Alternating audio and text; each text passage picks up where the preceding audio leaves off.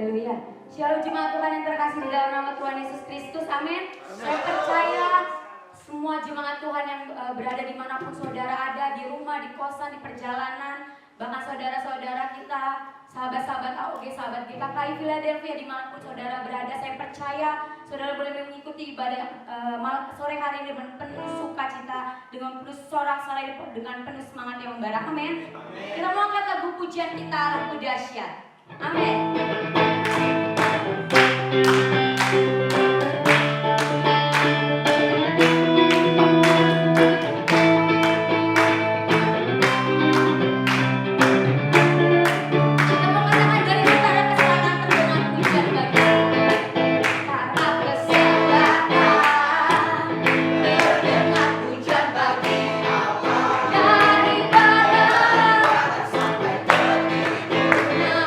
Yes.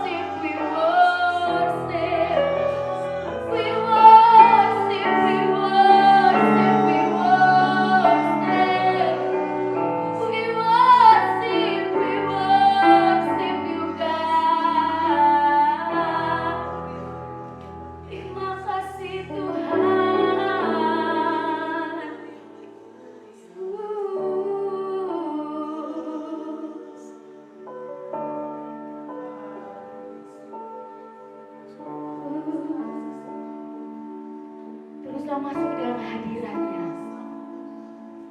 Hanya itu yang mengenyangkan setiap kita. Hanya itu yang memuaskan setiap kita. Hanya itu yang membawa sukacita. Hanya itu yang memberi kekuatan. Dunia ini fana. Dunia ini sebentar lagi lenyap. Tapi di dalam hadiratnya itu sampai selama-lamanya.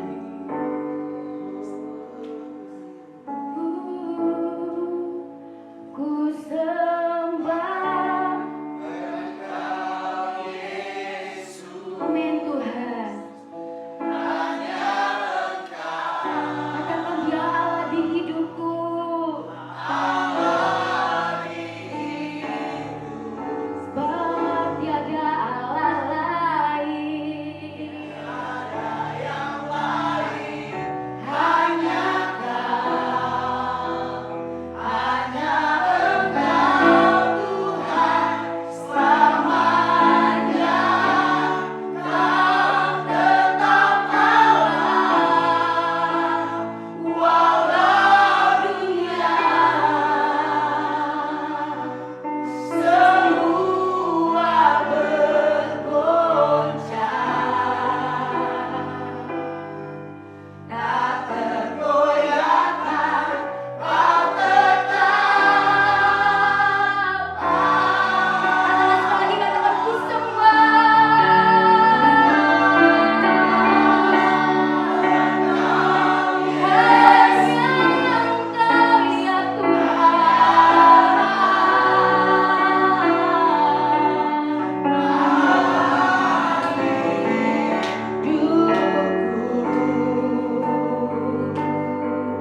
katakan ku yang lain, hanya Kau.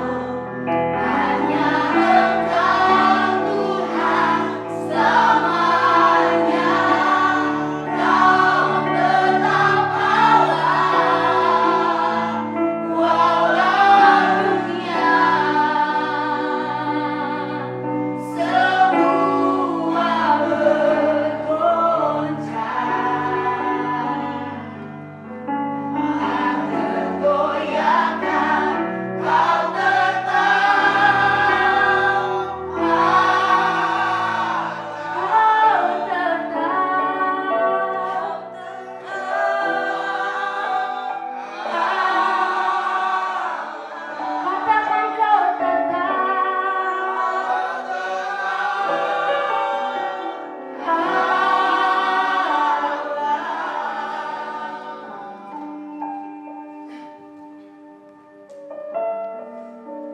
Terima kasih Tuhan, pada masa-masa kami banyak di rumah, pengenalan kami akan Engkau akan terus bertambah-tambah ya Tuhan. Karena kami semakin banyak duduk seperti Maria dan akan terus mendengar suara-Mu.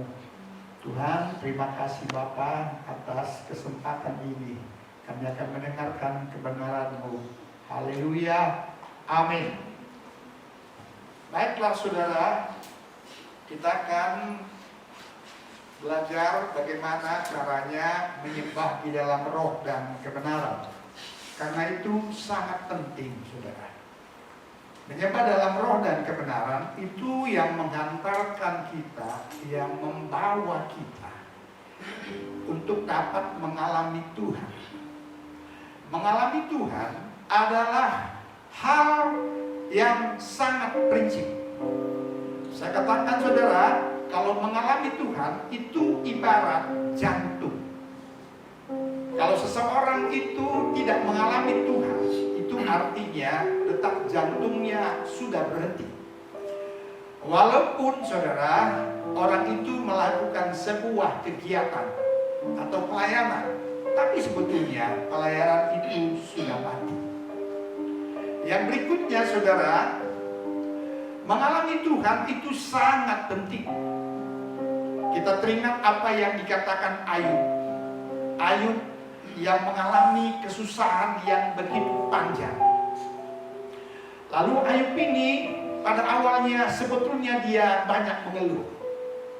dengan kesusahan yang dia alami. Lalu dia katakan terakhir, saudara, setelah dia berjumpa Tuhan, mengalami Tuhan, maka dia katakan, saya menyesal dengan keluhan-keluhan yang pernah kusebutkan. Saya menyesal dengan duduk-duduk di abu. Artinya semacam protes, saudara. Setelah dia mengalami Tuhan, sikapnya berbeda terhadap apa yang dialami sebelumnya, saudara. Oleh karena itu, begitu penting sekali untuk kita dapat mengalami Tuhan. Tapi saudara, bagaimana cara mengalami Tuhan? Saudara, ada orang bilang, ada pernah hamba Tuhan mengatakan kepada saya, oh Pak Ginting, saya ini mengalami Tuhan 4 kali. Hamba Tuhan itu usianya sudah 85 tahun, saudara.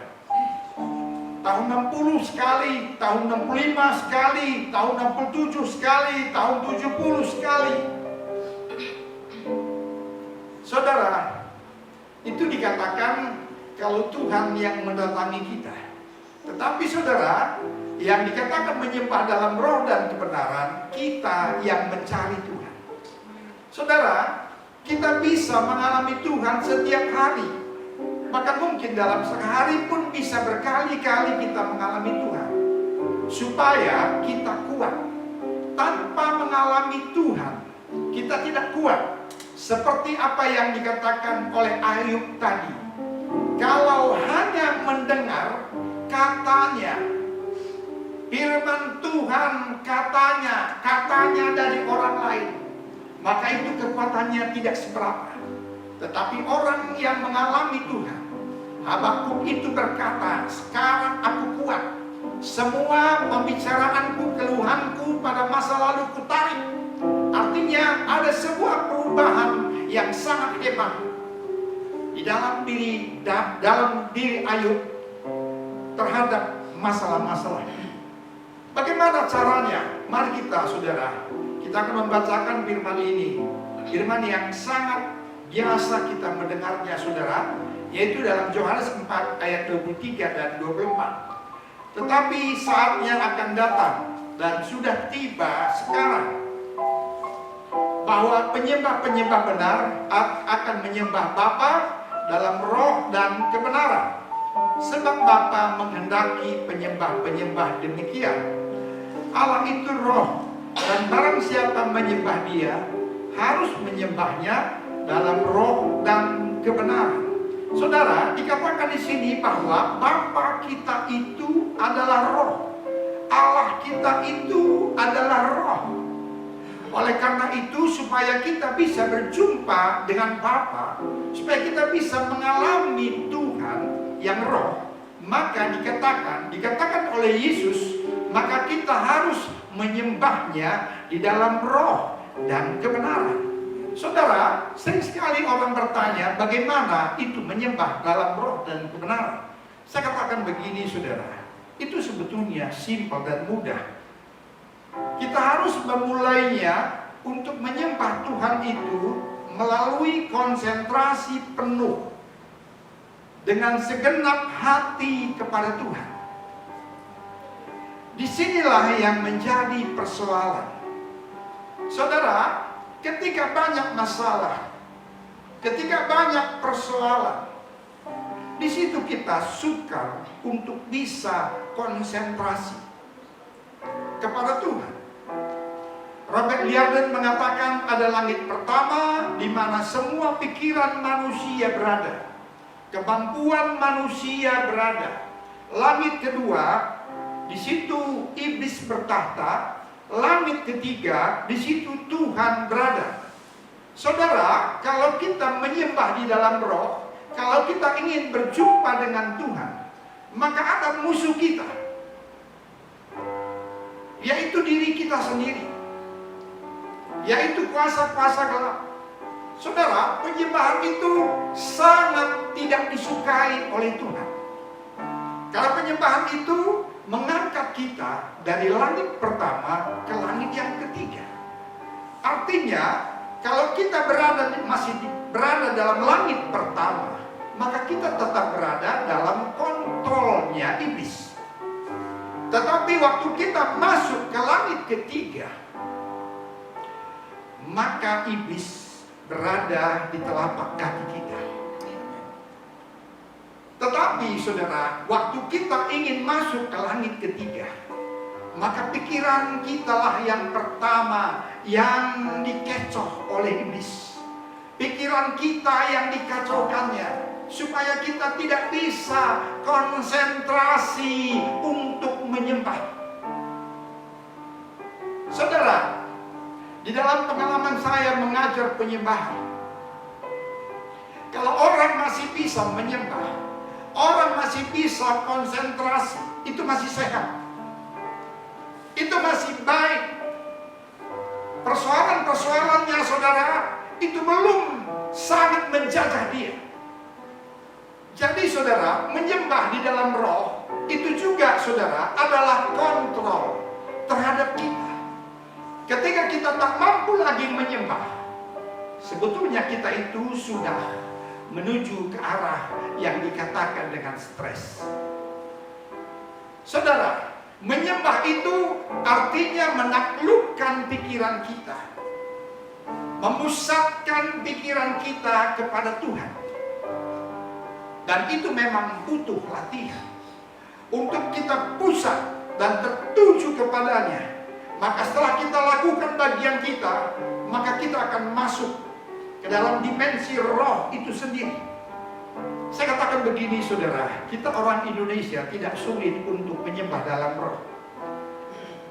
Saya buat ilustrasi, ada nenek saya saudara, waktu saya SD. Nenek saya ini belum percaya Tuhan waktu itu. Jadi setiap bulan 7 saudara, ada acara di kampung kami itu, yaitu namanya pesta tahu. Kalau pesta tahun itu 2 hari sebelumnya, kami selalu ke kuburan, membersihkan kuburan. Lalu pada waktu itu saudara, nenek saya ini membawa saya ke kuburan untuk membersihkan kuburan kakek saya. Nenek saya ini membawa, ada ikan mas, ada ikan, ada ayam, dan ada juga rokok saudara. Begitu sampai di kuburan, lalu nenek saya ini membersihkan kuburan itu saudara. Karena kuburan kakek saya ini sudah berumput, sudah 10 tahun saudara. Lalu nenek saya ini membersihkannya. Setelah itu saudara, nenek saya ini mulai dia mengandung. Saya ingin saudara menjelaskan bagaimana itu konsentrasi. Dia mulai mengandung, lalu dia mengambil saudara ikan arsik. Lalu saudara dia mengandung, Bapak, sudah lama engkau tidak makan arsik Bapak. Saudara, saya melihat nenek saya ini begitu kusut. Dia terus mengandung. Lalu saudara, dia ambil lagi ayam gulai. Sudah lama kau tak makan ayam gulai Bapak. Saudara, saya perhatikan dia dari jauh. Begitu tekunnya dia, begitu konsentrasinya nenek saya ini. Saudara, boleh saya katakan, dia mulai mengandung itu pukul 4 sore. Lalu sampai pukul 5 sore, nenek saya ini begitu menikmati pengandungan itu. Saya pikir pukul 5 sudah selesai, tetapi dia masuk ke sebelah lagi, ke sebelah kanan. Lalu dia melanjutkan pengandungan itu. Bapak, masih ada satu lagi anak kita Bapak, yang belum menikah Bapak. Saudara, saya perhatikan air matanya itu bercucuran, air hidungnya pun bercucuran saudara, nyatu di dalam mulut, asin-asin rasanya. Artinya saudara, nenek saya itu melakukannya dengan begitu khusyuk, dan dia tidak peduli dengan waktu. Sudah pukul 6. Tetapi saudara, dia begitu menikmati. Coba kita introspeksi sebentar, saudara. Kalau kita ibadah, sering sekali kita melihat sudah jam berapa. Kadang-kadang kita merasa ibadah itu terlalu panjang, meletihkan, bukan sebuah kenikmatan. Saudara, ibadah seperti itu yang dikatakan kita menyembah, waktu kita dengan khusyuk, waktu kita mengalami Tuhan, maka kita berada di dalam langit ketiga. Yang artinya saudara, bahwa semua masalah, semua persoalan, apakah ini COVID-19 atau apapun, tetapi kalau engkau berada dalam langit ketiga, maka engkau tidak akan pusing dengan hal-hal itu. Saudara, ketika kita berada dalam langit ketiga, mengalami Tuhan, maka kita sedang berada dalam satu tempat yang tanpa batas. Suatu tempat yang sukacitanya tanpa batas. Suatu tempat yang tidak bisa ditekan oleh iblis. Kenapa? Karena kita berada di langit ketiga. Saudara, bagaimana kita bisa mengalahkan persoalan? Bagaimana kita bisa mengalahkan masalah kalau kita masih berada di dalam langit pertama? Tidak mungkin. Jadi simpel, saudara. Supaya kita bisa mengalahkan semua kesusahan itu, masuklah ke langit ketiga. Saudara, setelah kita masuk ke langit ketiga, itu artinya kita sedang bersentuhan dengan Tuhan. Kita sedang mengalami Tuhan. Ada suasana surgawi di dalam hati kita. Saudara, yang tak bisa kadang-kadang dikatakan dengan kata-kata, tetapi kita bisa merasakannya. Kenapa? Karena sukacita, keberadaan Tuhan, damai sejahtera dari Tuhan itu tak mampu diucapkan oleh kata-kata. Suatu kali waktu saya pelayanan di Puncak, waktu itu ada retreat daripada GKKI Jabodetabek. Ada seorang yang bertanya, Pak Pendeta, bagaimana itu rasanya, atau bagaimana itu menyembah dalam roh? Dia pemain musik, saudara. Ya, saya hanya bisa jawab begini. Tetapi saya katakan, saudara, kau ikuti saja apa yang saya perintahkan. Lalu saudara, sewaktu kami penyembahan, ternyata bapak itu, saudara, mengalaminya. Penyembahan itu sudah selesai, tapi permainan musiknya tidak selesai. Kenapa? Karena dia begitu menikmati Tuhan. Saudara, waktu kita menikmati Tuhan, saudara, ibadah yang berjam-jam itu tidak terasa. Dan di sanalah setelah kita masuk di ruang Maha Kudus, waktu kita mengalami Tuhan, pikiran kita ini direstorasi. Pikiran kita ini dipulihkan. Beban-beban berat itu dilepaskan. Saudara, itu yang membuat kita begitu menikmatinya. Masuk ruang Maha Kudus adalah sebuah harta yang sangat mahal. Apapun persoalanmu, apapun masalahmu, bagaimanapun kau mengalami stagnasi, waktu engkau masuk ke ruang Maha Kudus, waktu engkau berpelukan, waktu engkau dipeluk oleh Bapa, wow, dan kau akan terus ingin berada di sana lebih lama dan lebih lama. Amin. Terima kasih Tuhan. Haleluya. Sebuah kekuasaan bersamamu tak dapat dikatakan dengan kata-kata, tapi sukacita itu penghiburan.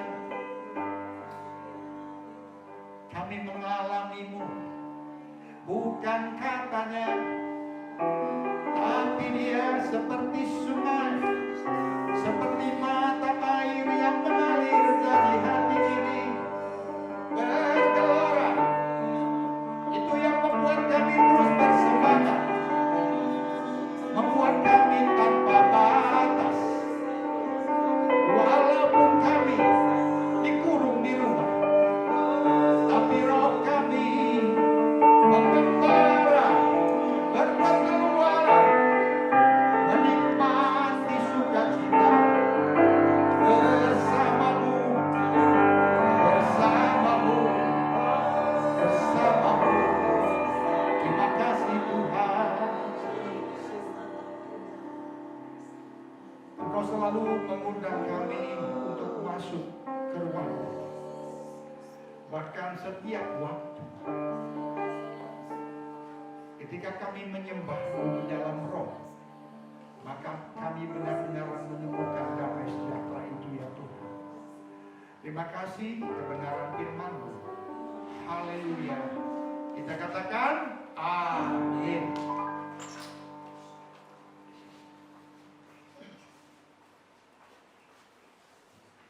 Haleluya. Semua diberkati oleh kebenaran firman Tuhan sore malam hari ini. Amin. Tiba saatnya kita mau mendengarkan pengumuman kita. Kita akan tetap mengikuti ibadah live stream ministry pada hari Minggu depan, tepat jam 5 sore. Standby, tetap stay at home. Amin. Jaga kesehatan, jaga kebersihan supaya virus-virus terhindar dari tubuh setiap kita. Amin. Nah, begitu saja pengumuman kita. Selanjutnya pengumuman kedua, nanti bagi saudara, bapak ibu, saudara-saudari yang ingin memberikan persembahan, perpuluhan, bahkan misi, boleh dipersiapkan, dimasukkan ke dalam amplop, karena petugas persembahan akan mengambilnya ke rumah bapak ibu saudara masing-masing, dimanapun saudara berada. Dan minggu depan akan ada perjamuan kudus, persiapkan tubuh, jiwa, roh kita untuk menerima anggur dan tubuh Kristus. Amin. Kita angkat tutup ibadah kita. Mari semua kita berdiri, kita angkat lagu pujian kami memuji kebesaran. Kami memuji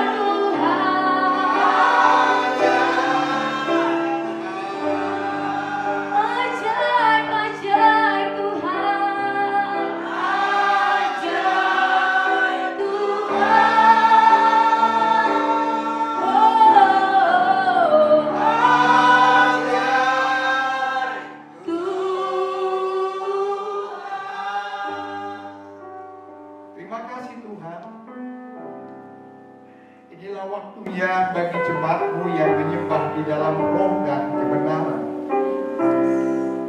Dia suka berdiam di kamarnya, 2-3 orang, lalu menyembah-Mu dan mengalami perjumpaan dengan-Mu. Itulah kekuatan kami ya Tuhan. Ketika kami terus mampu menyembah-Mu di dalam roh dan kebenaran, maka di situ juga lah kesehatan dan kekuatan kami. Disitulah sukacita kami. Tuhan, oleh karena itu, ketika kami menyembah-Mu, kami berada di langit ketiga. Itu yang membuat kami tak gentar dengan apapun juga. Tuhan, karena kami berada di langit ketiga itu, kami tidak melihat semua persoalan tetapi kami melihat bagaimana luar biasanya Engkau ya Tuhan. Semua persoalan itu ada di langit pertama, dan Dia berada di bawah telapak kaki kami. Yang kami tahu adalah menikmati persekutuan yang begitu indah dengan Tuhan. Semua jemaat-Mu dimanapun berada, Dia dahsyat, Dia kuat, Dia tidak bisa diguncangkan, karena Dia dipeluk erat dengan Bapaknya. Terima kasih Tuhan, dimanapun yang mendengar, ajar mereka menyembah di dalam roh. Tuhan, kalaupun sebentar lagi kami akan undur dari tempat ini, penyertaan-Mu sempurna, kedekatan dengan Engkau terjaga hari lepas hari, waktu demi waktu. Terima kasih, terimalah berkat, damai sejahteranya, sukacitanya, pelukannya yang erat Dia berikan kepadamu sekarang sampai selama-lamanya. Bapa, terima kasih. Bapa, terima kasih. Bapa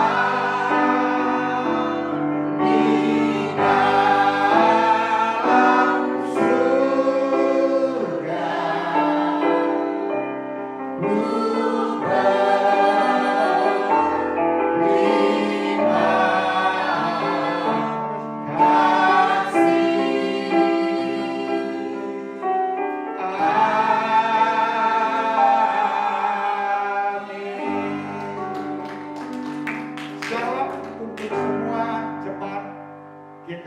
Philadelphia atau teman-teman yang lain. Saudara, mari kita tetap patuh dengan kepada anjuran-anjuran pemerintah yang sudah tetapkan. Kita adalah orang-orang yang mudah diatur. Tuhan Yesus, jangan pulang kampung. Haleluya. Karena mau pulang kampung juga memang susah sekarang. Tuhan Yesus memberkati. Amin. Amin. Shalom. Shalom. Shalom.